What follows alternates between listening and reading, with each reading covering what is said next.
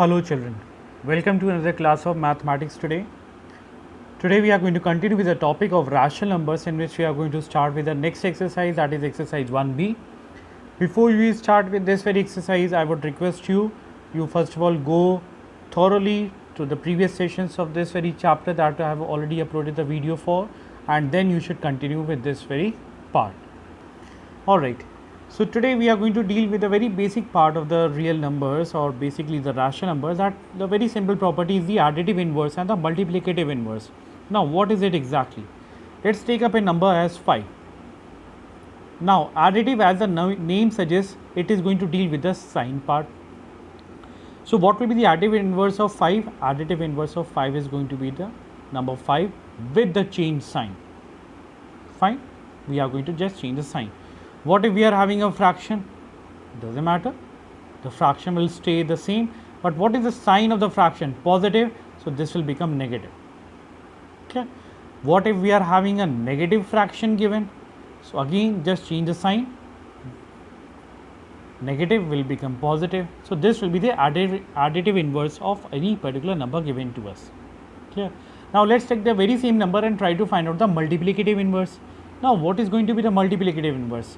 Multiplicative over here will be just a reciprocal. So 5, the reciprocal of 5 is going to be 1 upon 5. For 2 upon 3, it is going to be 3 upon 2. So did you observe anything? While we were writing down the additive inverse, the number remained the same, the sign was getting changed. And when I am writing down the multiplicative inverse, the sign stays the same, but there is a reciprocal that is being done. So this is the difference between the additive inverse and the multiplicative inverse. Alright, any problem in this thing? You can just go through once again before we proceed ahead. Alright. Now you can see that I am having two lines over here. What I am going to do is that I am going to represent this fraction onto this line, this number line basically, and similarly I will be representing this onto this very number line. Clear? So for the numbers, so we already know whenever we are having a natural number to represent, but what if we are having a rational number to represent on a number line? So I will be taking that case when I am having a positive fraction and when I am having a negative fraction. So look into this. What type of fraction is this? I mean, just go through what type of fraction. Yes, it is a proper fraction. So we know that every proper fraction is going to have its value lying between 0 and 1. So what you do is that from 0 and the part till 1, between 0 and 1, look into the denominator present over here. What is the denominator? 7 divided into 7 equal parts over here. So 1, 2, 3, 4, 5, 6, 7. Fine. Now take the numerator. What is the numerator? 3. So that means it will be 1, 2 and third one, this one, this one. Clear? So this is what is going to be your rational number represented on the number line. Clear? So you can just highlight, alright, and write down the number, the complete number. Alright, okay, let's take up a case, this thing. So I am taking such a case in which you will be able to understand what if I am having a mixed fraction, then how to do. So it will be applicable to both the things. So if you are having a mixed fraction, then it's well and good. If not, if you are having an improper fraction, then you better convert it into the mixed fraction so that you are able to identify that this value is going to lie between which two numbers. Like over here, 3 upon 7, a proper fraction will always be between 0 and 1. So similarly over here, this value is exceeding 1, so minus 1. So that means we will say that this value is going to lie between minus 1 and minus 2. So locate the 2 points over here as minus 1 and minus 2. Obviously this value will be after minus 1 going towards minus 2. Okay, one thing very important, whenever you represent anything on the number line, there has to be these arrows which will be marked. These numbers have to be there. Alright, this is very important, and the gaps should be equal. Okay, again the very same criteria. Look into the denominator. What is the denominator? So obviously this value is going to lie between minus 1 and minus 2. So look into the denominator is 11, So that means we'll divide the part between -1 and -2 into 11 subparts. So from this side we are going to start. So this, let me darken this up. So this is for -1 and this is for -2. Alright, so this will be 1, 2, 3, 4, 5, 6, 7, 8, 9, 10 and 11. So this comes out to be 11. Clear? Now look into the numerator present. What is the numerator of this mixed fraction? 7. So that means it will be 1, 2, 3, 4, 5, 6, 7. Clear? This very line. So this will be your fraction. Either you can write down as -18 upon 11, or you can represent it to be as -1 whole number 7 upon 11. Any of the two ways can be used to represent any rational number on a number line. This is very important, and this will play a very crucial important role when you are going to study about linear inequations in class 10. So that is completely going to depend upon the number line representation. So this is very important to represent any rational number. Okay, so now let's proceed. Let's try to find out how do we insert rational numbers between two given rational numbers, or how do we find out a particular set of rational numbers between two given rational numbers. Okay children, now in these two questions given, we have to find out the rational numbers. Let's say that in this case we have to insert two rational numbers, and in this case we have to insert three rational numbers.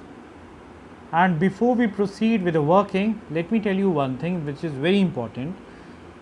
This is 1, this is 2. Can you tell me a number existing between 1 and 2? You will say, sir, 1.5, 1.1, 1.9.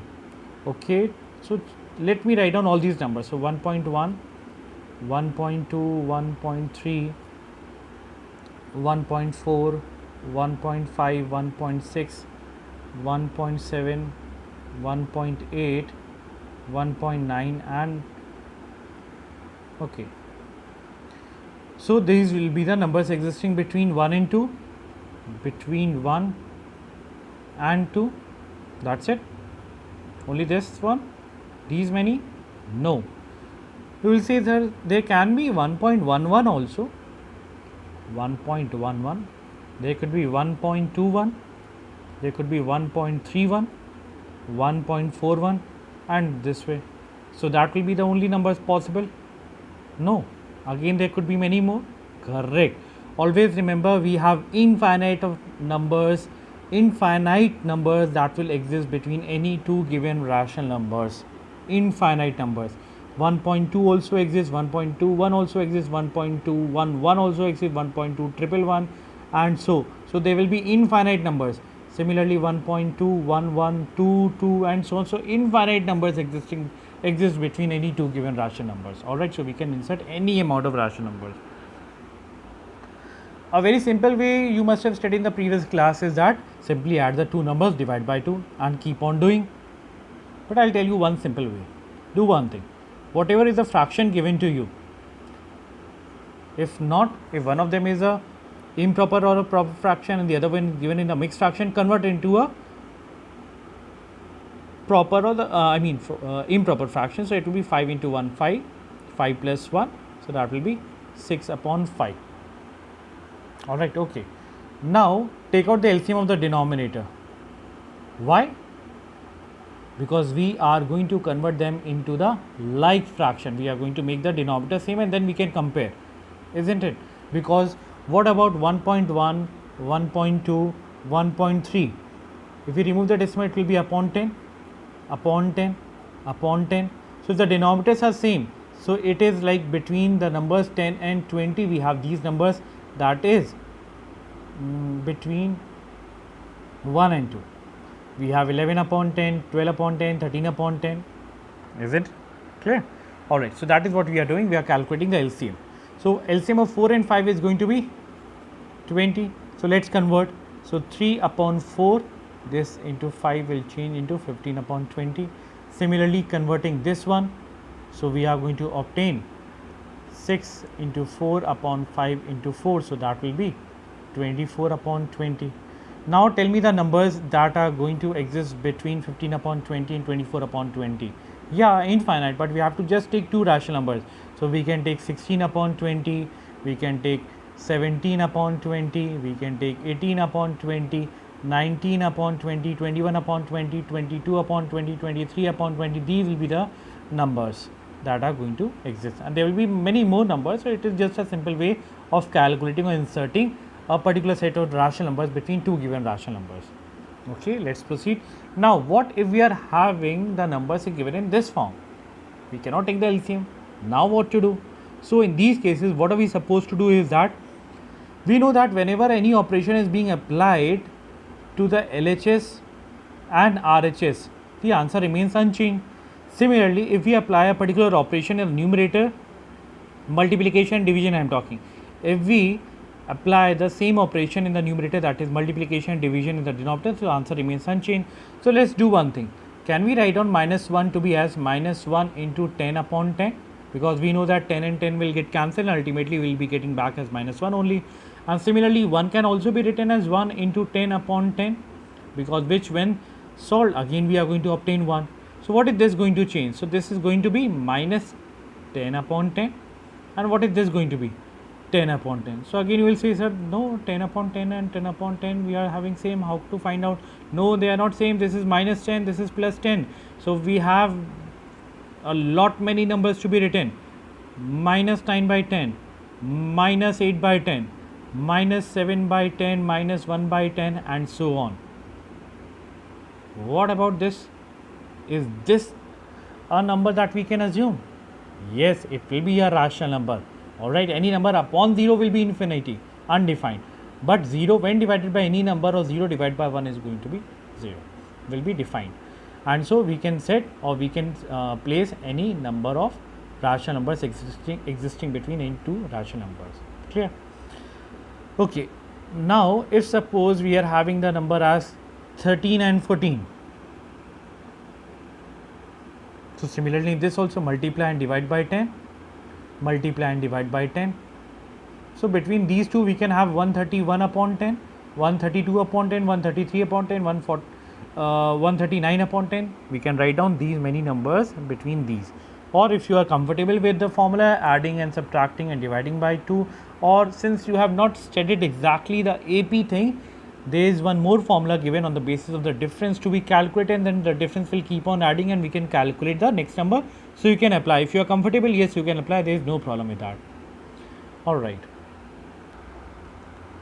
So today we wind up over here. So this is the end of the rational numbers. Not the chapter. This is simply now the next thing that we are going to start will be the irrational numbers.